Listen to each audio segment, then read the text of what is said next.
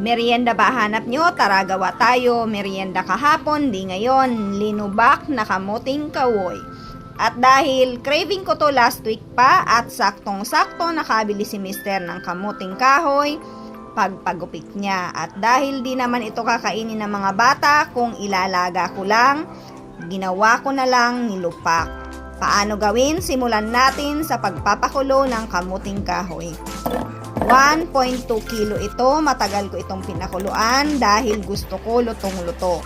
Pag malambot na, ilagay sa isang mixing bowl, durugin at alisin ang mga ugat-ugat.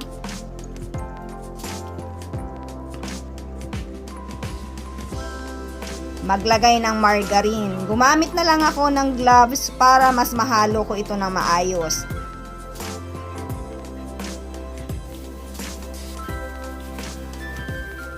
Nagdagdag ako ng margarine ulit dahil gusto ko lasa ang margarine. Naglagay na din ako ng isang lata ng Jolly Cow kondensada.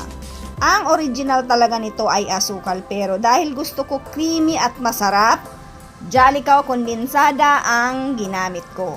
Kung sakaling gusto nyong ibenta, masarap talaga. Hinalo ko lang ng mabuti, nag-gloves ako kasi gusto ko walang buo na kamuting kahoy. Hatiin sa dalawa, ang una nilagyan ko ng vanilla at ang isa naman ubi flavor. Kung mapapansin nyo, di ito masyadong matingkad. Dagdagan nyo na lang kung bet nyo na mas matingkad ang kulay ng flavoring. Pero para sa akin okay na to. Request lang kasi ni Mister na ubi cheese flavor. Dahil ako classic flavor talaga ang gusto ko.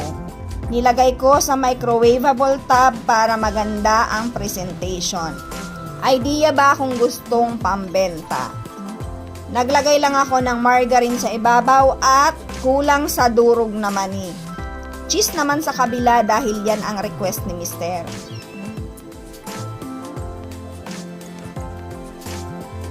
So, ayun na nga, tapos na at eto na ang ating finished product at alam nyo na, tikiman time!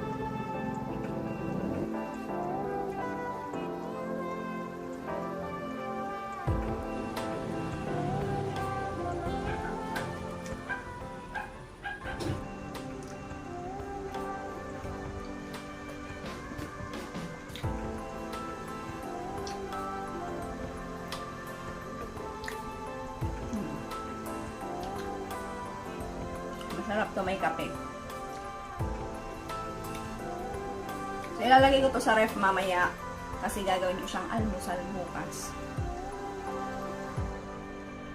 So, ito naman yung ubi flavor with juice.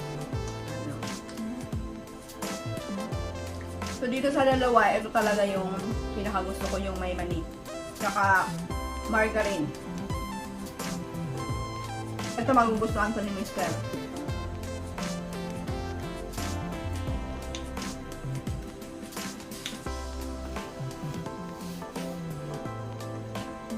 Tamang-tama lang ang timpla at tamis.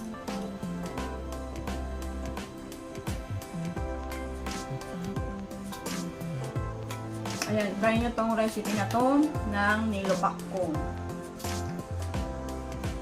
So, ayan. Thank you for watching. Follow me for more videos.